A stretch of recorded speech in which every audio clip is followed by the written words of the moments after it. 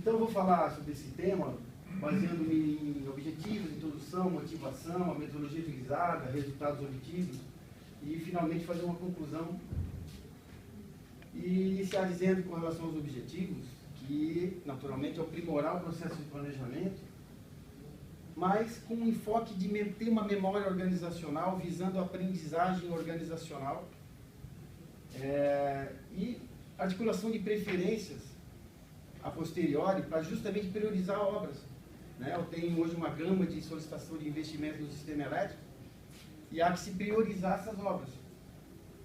E para isso, então, a gente trabalha com algoritmo genético e fronteiras de Pareto e fronteiras de eficiência.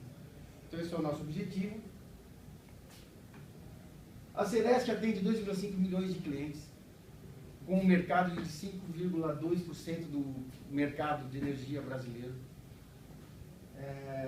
por intermédio de 154 subestações, 240 alimentadores, que atendem essa área de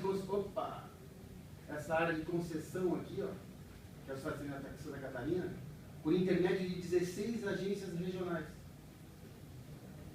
E quando eu falo em agências regionais, já vou contextualizar o problema da pesquisa. Cada área regional dessa aqui, aqui Chapecó, aqui Joinville, aqui Criciúma, há uma área de planejamento que faz o estudo dos problemas técnicos anualmente e nos encaminha esses requerimentos de obra. Então são dois problemas. Eu preciso planejar bem as obras que têm que vir para nós priorizarmos, elas têm que ter cientificidade, e eu preciso priorizá-las visando maximizar, otimizar o sistema com recursos escassos que a gente possui.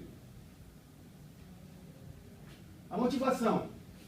Esse problema suscitou um projeto de pesquisa, dentro do programa de pesquisa e desenvolvimento da ANEEL. Uma outra motivação bastante interessante, que é conciliar indicador técnico, justamente vai ao encontro dessa questão do professor Raimundo ali, onde eu vou definir uma prioridade olhando o indicador técnico e indicadores financeiros. Devo salientar o seguinte: esse trabalho, a pesquisa se deu vendo exclusivamente indicadores técnicos, mas de fato nós já modelamos a atratividade em termos de TIR, taxa interna de retorno, em termos de payback, e eu vou falar um pouquinho mais à frente. Quando eu falo em gestão do conhecimento, memória organizacional, aprendizagem organizacional, vou mostrar como é que se dá isso. Mas não esquecendo de organizar, representar, refinar conhecimento organizacional. Esse é o grande diferencial das organizações atualmente. As organizações hoje, elas têm que gerenciar o grande ativo delas, que é o conhecimento organizacional. Como é que se dá o processo de planejamento dentro da organização? Como é que eu represento esse conhecimento? Como é que eu utilizo, reutilizo, refino, dissemino? É o ativo da organização. Então a gente tem que ter essa visão. Fornecer um software é uma motivação forte para facilitar a priorização de obras. E, de acordo com a visão sistêmica, porque eu estou propondo um processo, não mais de forma cartesiana, onde eu represento o sistema, jogo matemático, algoritmo, tenho dados de entrada, dados de saída, faço o estudo, coloco o mercado e jogo esses modelos todos, ok, isso é fundamental. Mas há mais do que isso a ser pesquisado e ser estruturado. Então, a metodologia está dividida em duas partes. A primeira parte, com relação à melhoria de dados, dados de entrada, melhoria de dados de saída. Melhoria de dados de entrada, nós usamos e abusamos de taxonomias. Já vou explicar o que é uma taxonomia. Memória organizacional. Há um processo estabelecido, proposto, estruturado, para melhorar os dados de entrada. E dados de saída, sobretudo no que tange priorização de obras. Nós usamos, então, o algoritmo genético com fronteiras eficientes de Pareto. E, enfim, esse é o aprimoramento com a parte de inteligência artificial. Só que há mais do que algoritmo genético, e numa hora oportuna eu vou tocar nesse assunto. Bom, essa tela, esse aqui é o processo de acordo com a visão do sistema, visão sistêmica, ou seja, eu preciso enxergar o todo. Aqui, então, importante destacar o seguinte: em laranja, o processo de planejamento proposto é um processo anual, inicia lá em janeiro, conclui em fevereiro. Eu tenho para aproximadamente 30 milhões, e eu preciso desses 30 milhões, metade são destinados a obras obrigatórias, que elas não são priorizadas, e as demais obras, eu preciso priorizá-las. Eu tenho aproximadamente 128 obras, 200, 150 por ano, que eu preciso, qual obra que eu vou fazer para resolver os meus diversos problemas no meu sistema. Então esse processo, ele passa por identificar o problema, registrar nessa plataforma transacional, e aqui, didaticamente, eu posso aqui perder um momento, que em laranja é o processo definido, em azul são as tecnologias, em verde os especialistas. Essas três atividades se dão na agência regional, as demais na agência central. Temos as taxonomias, sistemas de conhecimento, data warehouses, métodos de priorização, aqui no caso o algoritmo genético, não sorting algoritmo de genética, algoritmo que eu vou falar em seguida, interface de avaliação de obra, e o conhecimento, segundo alguns autores, ele se dá em torno desses pilares, pessoa, processo e tecnologia. O conhecimento organizacional se dá em torno disso na organização. Então o processo tem esse viés. Olha que interessante. Cada problema é registrado, identificado, registrado, há uma pré-priorização, define-se o orçamento, há uma priorização aqui que entrou pelo método do algoritmo genético, e lá no ano futuro, nós aqui está no ano N, no N+1 executa-se a obra planejada nesse processo, e no ano N+2 se avalia se essa obra resolveu o problema ou não. Importante. Quando eu falo em taxonomia, isso vem lá de Aristóteles, ele já meio que organizou, classificou o mundo animal em vertebrados, ele já fez algumas approaches no sentido de formular, de organizar o conhecimento. E aqui então seres vivos, né? E, claro que essa aqui é uma taxonomia bem superficial, né? Bactérias, algas, hongos, plantas. Claro que de acordo com o problema, isso aqui é inúmeras subdivisões. Mas essa mesma abordagem de taxonomia a gente usou no setor elétrico. Vocês vão ver que a gente definiu taxonomia de problema, sistema, taxonomia de problema, de causa e de solução. E aqui então, olha o processo de planejamento. E ele se dá em torno, para todo estudo, cadastra-se um problema, um sistema, um problema, causa e solução. Todo estudo. E em torno dessas taxonomias, então, gera-se a memória organizacional.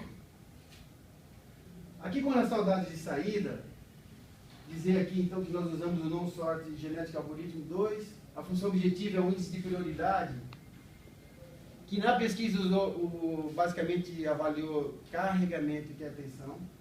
Porém, de fato, a gente já está implementando na empresa com os demais critérios, TIR, payback, porque agora a gente vai ter uma severidade de problema, traduzido por carregamento, deficiência operacional, que envolve continuidade, deficiência operacional, queda de tensão, TIR e payback. Cada investimento tem um TIR e payback.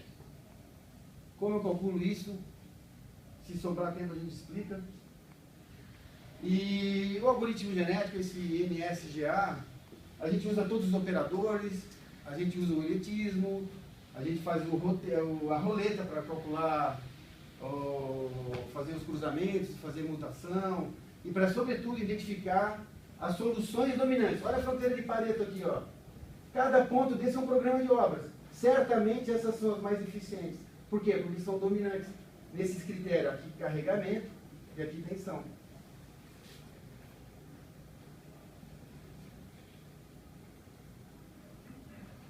Taxonomia. Aqui é a primeira. Taxonomia de sistema elétrico com as suas respectivas dimensões.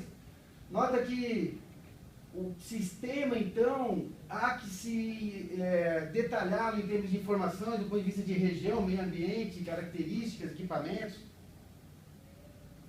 A de problema é fornecimento ou atendimento? É o problema de fornecimento ou problema de atendimento? Taxonomia de causa é uma causa controlável ou não controlável? E a solução? Foi de investimento ou foi de gestão? Ou seja, a solução que eu coloquei para aqueles problemas, naquele problema, ela está associada a novo recondutoramento, a um novo alimentador, a um regulador, ou é um problema de gestão operacional onde eu coloco um capacitor ou faço uma manobra? Ou seja, engenharia pura, sem gestão associada a pouco investimento. Investimentos, naturalmente, são investimentos maciços. Quero dizer aqui o seguinte, são investimentos que demandam 200, 400, 1 milhão, 2 milhões. Cada problema requer um tipo de investimento e aí vai. Mais especificamente, ó, região urbana ou rural, meio ambiente. Fauna, flora, flora local. Por quê? Porque o sistema ele tem que ser caracterizado. Aqui no fauna